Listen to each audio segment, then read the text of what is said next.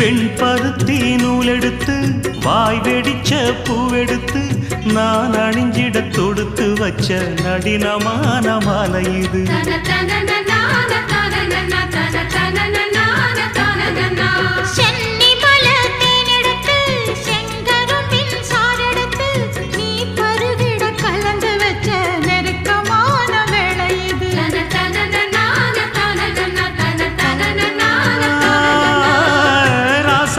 உடம்பிருக்கும் ரவிக்க துணி நானாக அன்னாடம் சூடி கொண்ட ஆசை வச்சாகாதா.